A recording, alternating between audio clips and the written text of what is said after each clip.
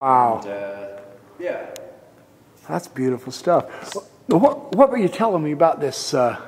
Yeah. What'd you say? The lattice? What'd you call that? Lath and plaster. So on top of these Nordic columns here, when you're looking at the pilaster up here, you've got lath and plaster work. That's not machined wood or anything like that. That was all sculpted lath and plaster work up there. And so if there's any water damage that happens anywhere, that ends up eroding it, and gets all mottled and crumbly, and it'll slough off, etc. This is not the original colors. It's close. I mean, it's changed several times. Yeah. It had a lighter blue up there at one time, white all the way around, essentially. These little medallions between the columns in the 50s, they painted over, but until then they had gold detailing, this pinstripe on the inside here. And then, so one was a lighter shade than another, darker out here, gold detailing around. That's changed. The carpet was changed probably 30 years ago, I'm not sure. This is a much deeper blue. The one that they had a long time before was a lot more like the one that's out in the hallway. A very light shade, almost gray, and very thin. This is some deep plush here. It is. It's beautiful. They used to have this metal plate that would stamp it all down, you know. It was actually very utilitarian. These banister railings were added around 2006 to help some of our older members from not spilling down the area. That's nice. That's something we don't have in our lodge. We take them down when the York Rite meets, when the commandery, so they don't bang swords all over here. That's true. Yeah. So, now look at these wood chairs. Yeah, look these at are the original chairs from the 20s, and their cost at the time was $12,000 something. I think 12,900 maybe. I can't remember the figure. That was in 1921. They were purchased from a fraternal supply catalog. Okay, Dan. They have the name. I think it might be the Henderson Ames Company. Let me check. Yeah, the Henderson Ames Company, Kalamazoo, Michigan. Okay, sit in that one. We're going to have a historic moment. I have never sat in a $12,000 chair. No. The whole thing cost $12,000. Okay, I like my version better. I've never sat in a $12,000 chair with a good brother, so here we are.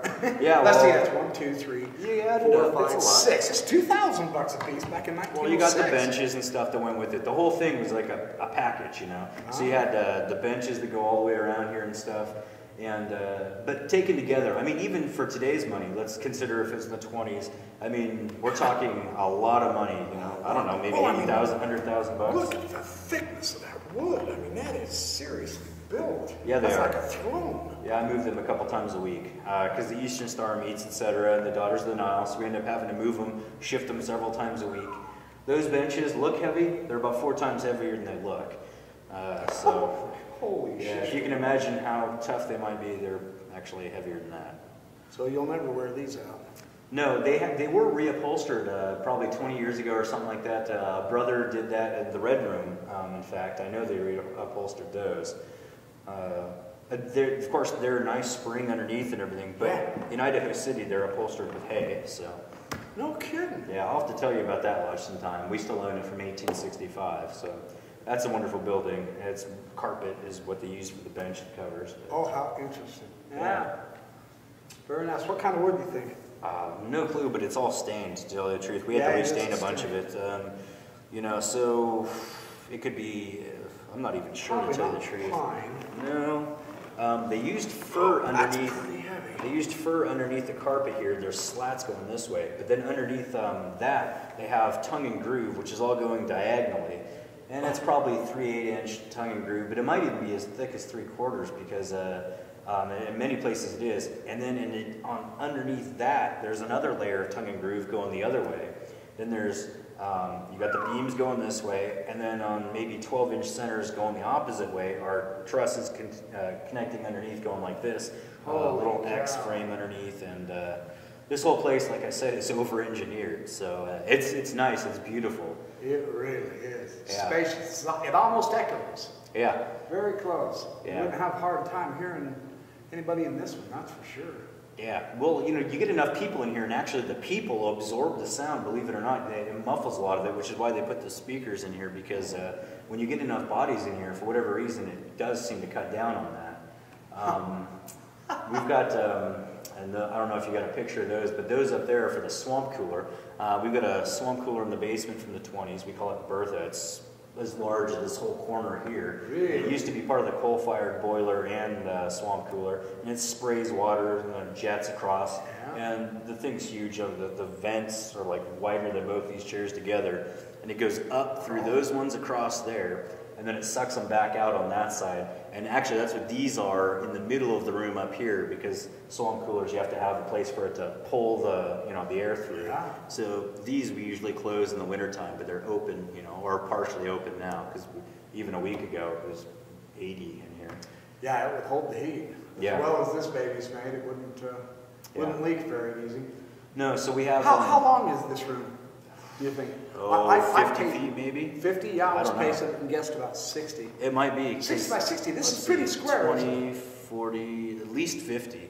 And then you've got the mezzanine, which adds an extra, 10, 12 feet back there probably. Because on that side, the north side of the room, this summer we replaced 5 steam pipes. And they were about 21-foot sections apiece.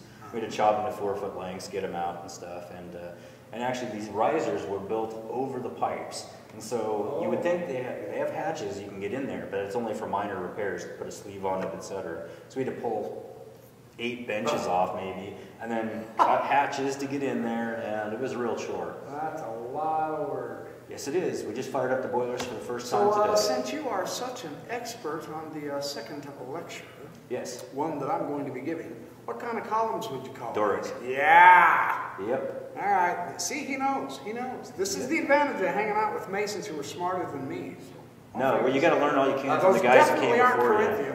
Yeah, no. Although we have some back there, so they have the scroll work back there. Yeah. Or Ionic, actually, I guess. You got Ionic with a little bit of Corinthian on top. They're not quite composite, though. Composite would use both, but it's kind of odd. Some of these pillars that we have in some of these lodges are kind of a Frankenstein mishmash. They're not quite anything.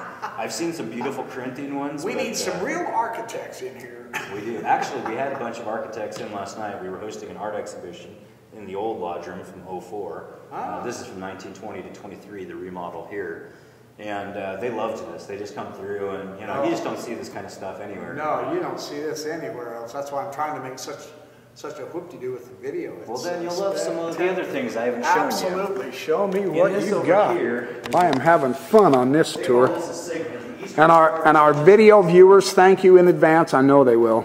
Okay. Well, look at what he's got here. What's he doing? Eastern Star teaches with this bad boy. Oh, awesome. And check out the dial on this thing. This is old. I mean, of course, they don't make this again, but watch how they do this. You just twist, and each little piece comes in one at a time to light up to teach from. This would have been your teaching aid when you want to instruct somebody. So you that is so cool. Yep.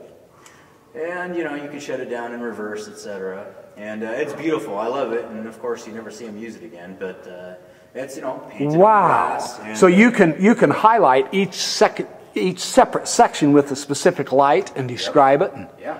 Oh wow. Amazing. We got to have that for some of our Masonic symbolism. Yeah.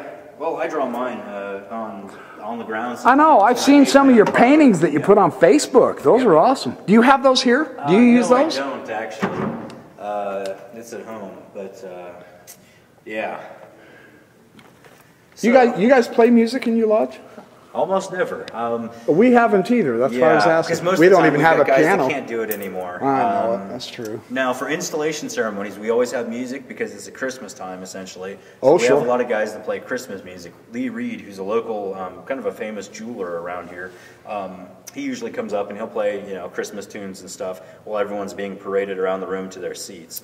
And that kind of keeps some of the young kids happy, because they're shifting and this is too rough, I don't want to be here. But at least you hear Rudolph the Red-Nosed Reindeer, so that's not too bad. And so ignore the 2 lights that stand out over there in the back, because we're testing 2 different kinds of lights. We've got these fluorescents that we're trying, and so they kind of stand out a little bit brighter in the corner. But the mezzanine up there, we've got those projectors, those spotlights that we can use, and there's chairs all the way up there. The old slide projector, the Kodak machine, would sit on that thing up there, and that's what we used up until about a year ago in all the lodges, and now they all use PowerPoint, except for me, because I don't believe in using the slides. What? But, nope. No PowerPoints? No.